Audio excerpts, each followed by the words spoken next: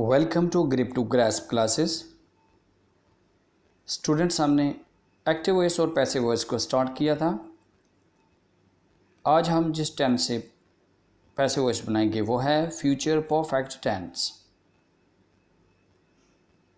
इसको शुरू करने से पहले एक चीज़ को आप हमेशा की तरह जहन में रखें कि कोई भी जो सेंटेंस होता है फ़िक्रा, उसमें बेसिक बुनियादी तौर पर तीन चीज़ें होती हैं। उसमें सब्जेक्ट होता है और वर्ब होता है और ऑब्जेक्ट होता है। सब्जेक्ट, वर्ब और ऑब्जेक्ट।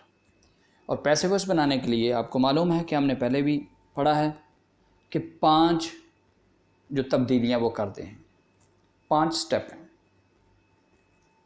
सबसे पहले ये ऑब्जेक्ट होता है, ये सब्जेक्ट की जगह पे उसको ले आते हैं।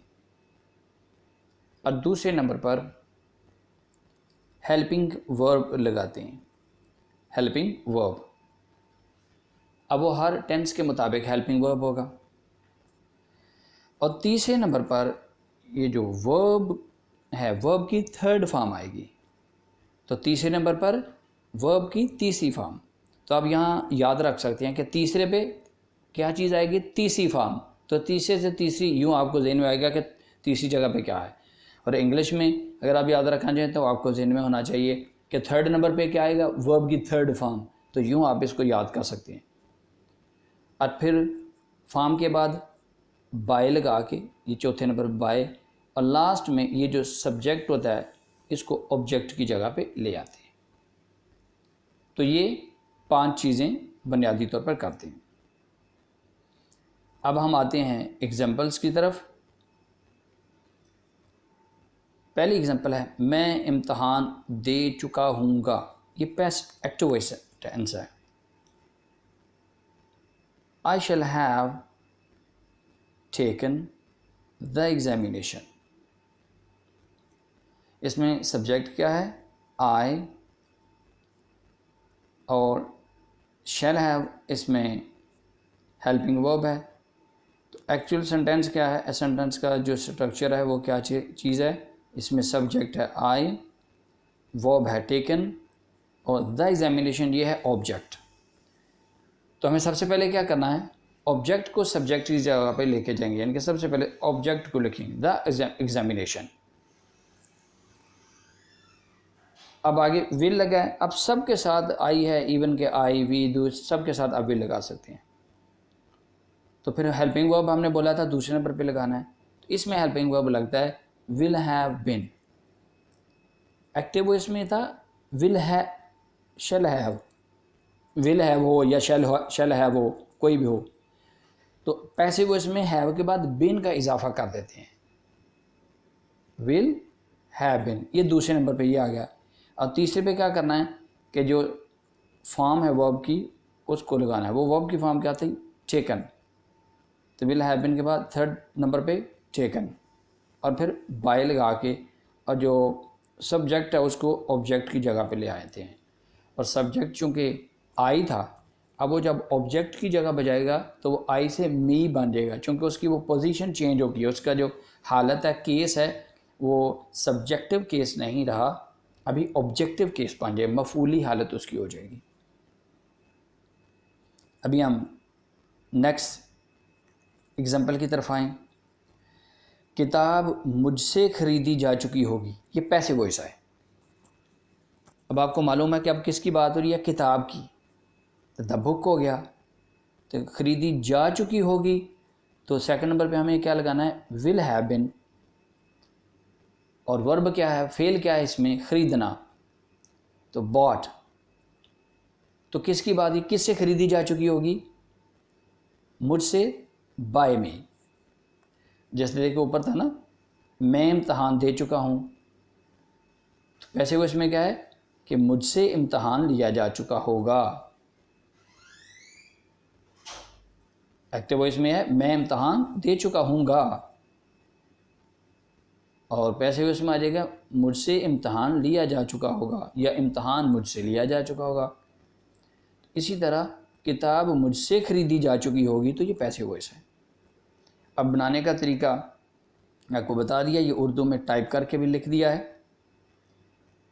कि सबसे पहले आप क्या करेंगे, शैल हैव बिन, ये इसको जो जहन में रखना है कि इसके अंदर शैल हैव बिन और विल हैव बिन हम लगाते हैं फाइल के बाद। और अगर सब के साथ आप विल हैव बिन लगाना चाहें तो लगा सकते हैं, क्योंकि आजकल सब के साथ विल हैव बिन ही लगता है। लेकिन यहाँ इसलिए लिखा है कि कुछ लोग चूँकि डिफरेंस करते हैं कि शैल हैव जो है वो शैल हैव बिन आई और वी के साथ लगाते हैं और बाकी तमाम के साथ विल हैव बिन लगाते हैं। तो आप भी अगर डिफरेंस करना चाहें, डिफरेंशिएट करना चाहें दोनों को, तो आप कर सकते हैं। अगर सब के साथ विल हैव बिन लगाना चाहें तो it is up to you, आप लगा सकते हैं।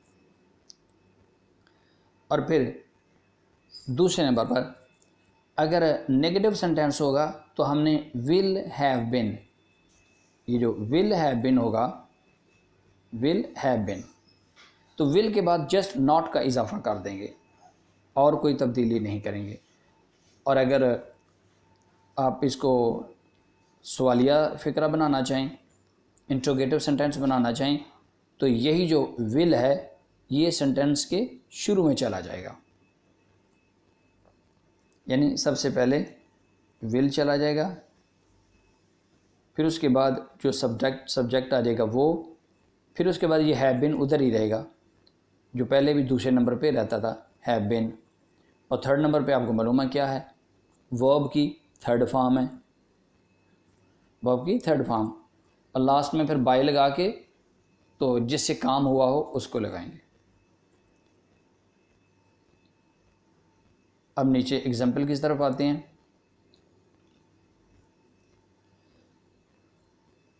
Will they have finish the work, क्या वो काम ख़त्म कर चुके होंगे। अब सब्जेक्ट क्या है, विल इसलिए लगाया चूँकि इंट्रोगेटिव सेंटेंस बनाना था। सब्जेक्ट है दे। अब ये चूँकि एक्टिव वॉइस है इसलिए इसमें बिन नहीं है, इसमें जस्ट हैव आता, विल हैव और शैल हैव आता जस्ट। तो ये हैव जो है इसमें हेल्पिंग वर्ब है और एक्चुअल वर्ब क्या है, फिनिश। और द वर्क ये है object. Will they have finish the work. तब इससे जब आप पैसिव वॉइस बनाएंगे तो क्या है, द वर्क जो है वो पहले चला जाए, ऑब्जेक्ट को हम पहले लिख देंगे। लेकिन उससे पहले चूँकि विल उधर ही रहेगा, चूँकि हम बना रहे हैं इंट्रोगेटिव सेंटेंस, सवालिया फ़िक्रा। तो फिर उसके बाद क्या है, द वर्क चल लग गया। वर्क के बाद आपको पता है हेल्पिंग वर्ब था, हेल्पिंग वर्ब एक्टिव वॉइस में हैव था, लेकिन यहाँ हैव बिन हो जाएगा चूँकि पैसिव वॉइस बना रहे हैं, बिन का इजाफा है। और थर्ड नंबर पे फिनिश्ड, और किससे, ये जो देम है, ये दे है वो देम में बदल जाएगा, बाय देम, उनके ज़रिए काम उनसे ख़त्म हो चुका होगा। यह है वो काम ख़त्म कर चुके होंगे, और पैसिव वॉइस में क्या है, काम उनसे ख़त्म हो चुका होगा। नीचे क्या लड़कों को मारा जा चुका होगा, यानी कि उनको मार पड़ चुकी होगी। ये क्या है, पैसिव वॉइस सेंटेंस है। क्या लड़कों को मारा जा चुका होगा। एक्टिव वॉइस क्या होना था, क्या लड़कों ने मारा होगा, क्या लड़के मार चुके होंगे। अब यह है क्या लड़कों को मारा जा चुका होगा, तो फर्स्ट स्टेप तो विल आ गया। अब किसकी बात होती है, लड़कों की, द बॉयज़। फिर सेकंड आपको पता है हैव बिन लगेगा, और थर्ड फॉर्म मारना की बीट से beaten, simple. Will the boys have been beaten. अगर यहाँ बिन ना हो, will the boys have beaten, been ना हो तो ये पैसिव एक्टिव वॉइस है, इंट्रोगेटिव सेंटेंस है और एक्टिव वॉइस है, सवालिया फ़िक्रा है मगर एक्टिव वॉइस है। फिर क्या हो जाएगा, will the boys have beaten, क्या लड़के मार चुके होंगे या क्या लड़कों ने मारा होगा। ये क्या लड़कों ने मारा होगा। अब बिन लगा दिया तो क्या है, क्या लड़कों को मारा जा चुका होगा, पैसिव वॉइस हो गया। सिमिलरली इसी तरह नीचे आ जाए, खत लिखा जा चुका होगा। अब किस पर काम हो चुका है, खत पर, तो द लेटर पहले आ गया। ये इंट्रोगेटिव सेंटेंस नहीं है, ये पॉजिटिव सेंटेंस है, मुस्बत फ़िक्रा है। ख़त लिखा जा चुका होगा। The letter will have been written. Third number पे हम क्या लगाएंगे? रिटन। यहाँ वो मिस है। The letter will have been written, खत लिखा जा चुका होगा। अब अगली मिसाल की तरफ आए। नेगेटिव अगर होगा तो फिर क्या है? फिर आपको मालूम है कि विल हैव के दरमियान में नॉट लग जाता है। विल और हैव इसके दरमियान में नॉट लगा देते हैं तो मनफी फिक्रा बन जाता है एक्टिव वॉइस में। तो जब पैसिव वॉइस होगा तो पैसिव वॉइस में आपको पता है हैव के बाद जस्ट बीन का इजाफा होता है। लेकिन नेगेटिव बनाने के लिए जैसे यहाँ विल हैव के दरमियान नॉट लगाएंगे, पैसिव वॉइस में भी विल के बाद ही नॉट लगाएंगे। बाकी कोई तब्दीली नहीं करेंगे, वैसे की वैसे रहेगी। अब इस एग्जाम्पल को देखें। He will not have taught my brother. He will not have taught my brother. He subject है, will not have, will और have के दरमियान हमने not लगा दिया, ये मनफी फिक्रा बन गया, लेकिन ये एक्टिव वॉइस है, हेल्पिंग वर्ब है। और taught ये वर्ब है एक्चुअल, और my brother ये ऑब्जेक्ट है। तो सब्जेक्ट, वर्ब और ऑब्जेक्ट। वो मेरे भाई को पढ़ा नहीं चुका होगा। वो मेरे भाई को पढ़ा नहीं चुका होगा। तो पैसे हुए इसमें अब हम क्या करेंगे? माय ब्रदर पहले आ जाएगा, माय ब्रदर दूसरे नंबर पे हेल्पिंग वर्ब लगेगा। विल नॉट हैव बीन, पैसे हुए से इसलिए बीन का जस्ट इजाफा कर दिया। और थर्ड नंबर पे टॉट, और किसे? बाय हिम, ही जो है वो हिम में बदल गया। ही सब्जेक्टिव केस है, यहाँ ऑब्जेक्टिव मफूली हालत में ही से हिम हो जाएगा। अब नेक्स्ट एग्जांपल लें। क्या तुम्हारे पहुंचने से पहले हाजिरी लग चुकी होगी? तो इस सेंटेंस के अंदर दो बातें हैं। इस तरह के बहुत सारे आपको फिक्रे मिलेंगे। यहाँ दो बातें होंगी, क्या तुम्हारे पहुंचने से पहले, एक ये बात है। दूसरा है हाजिरी लग चुकी होगी, दूसरी बात यह है। तो जो काम कंप्लीट हो चुका हो पहले उसकी ट्रांसलेशन करते हैं और दूसरे से को बाद में ट्रांसलेट करेंगे।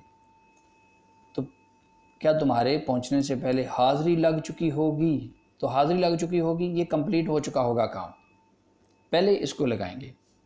तो चूंकि ये इंट्रोगेटिव सेंटेंस है, सवालिया है, इसलिए हम पहले विल लगाएंगे। और पैसिव वॉइस है, हाजिरी लग चुकी होगी, हाजिरी किसी लगाई नहीं बल्कि हाजिरी लग चुकी होगी। हाजिरी के ऊपर काम हो चुका है, कंप्लीट हो गया, कंप्लीट हो चुका होगा। तो विल पहले लगाएंगे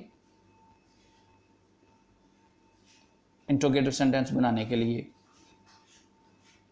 और फिर उसके बाद किसकी बात हो रही है? हाजिरी की, द रोल। अब थर्ड नंबर पे आपको पता है हम क्या करते हैं? हैव बीन लग गया, लगना कॉल्ड। तो विल इंट्रोगेटिव सेंटेंस बनाने के लिए लगा दिया। द रोल यहाँ जो जिस पर काम हो रहा है वो हैव बीन हेल्पिंग वर्ब हो गया। और थर्ड नंबर पे कॉल्ड, ये क्या है? वर्ब है। ये एक हिस्सा कंप्लीट हो गया। आगे है तुम्हारे पहुंचने से पहले, बिफोर यू रीच। पहले बिफोर, तो तुम्हारे पहुंचने से बिफोर यू रीच। अब यहाँ एक बहुत अहम बात है जो आपने जहन में रखनी है कि ऐसे तमाम सेंटेंसेस, ऐसे तमाम फ़िक्रात जिनके इस तरह के दो पार्ट होंगे, दो हिस्से होंगे, जिनमें दो बातों का इस तरह जिक्र किया गया होगा, तो आपने क्या करना है? उनको जो पहला हिस्सा है उसको देखना है कि वो कौन से टेंस में है, वो प्रेजेंट में है कि फ्यूचर में है कि पास्ट में है। तो पहला हिस्सा अगर प्रेजेंट और फ्यूचर में होगा तो आपको ये जो सेकंड हिस्सा है उसको प्रेजेंट में ही ट्रांसलेट उसको करना है। जैसे यहाँ बिफोर यू रीच, रीच्ड नहीं आएगा, फर्स्ट फॉर्म लगानी है कि पहले उसको प्रेजेंट में उसको डील करना है। और अगर जो पहला पार्ट होगा वो पास्ट में होगा तो फिर जो सेकंड है आपको उसको पास्ट इंडेफिनिट में करना है। ठीक है, मैं फिर एक दफ़ा दोहराता हूँ कि इस तरह के फ़िक्रात जिनमें दो हिस्से होते हैं, दो पार्ट होते हैं, फर्स्ट पार्ट अगर प्रेजेंट में हो या फ्यूचर में होगा तो नेक्स्ट पार्ट जो है वो प्रेजेंट इंडेफिनिट में होगा। और अगर पहला हिस्सा पास्ट में होगा, किसी भी पास्ट में, पास्ट परफेक्ट है या पास्ट इंडेफिनिट है, कोई भी है, तो दूसरा हिस्सा जो है वो पास्ट इंडेफिनिट में होगा।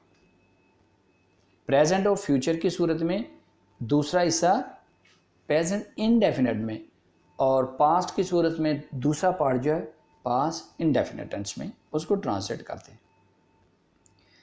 तो ये नीचे ग्रास्प दी हुई है, ये जो एक्सरसाइज है, और साथ ये डिक्शन है, डिफ़िकल्ट वर्ड्स हैं।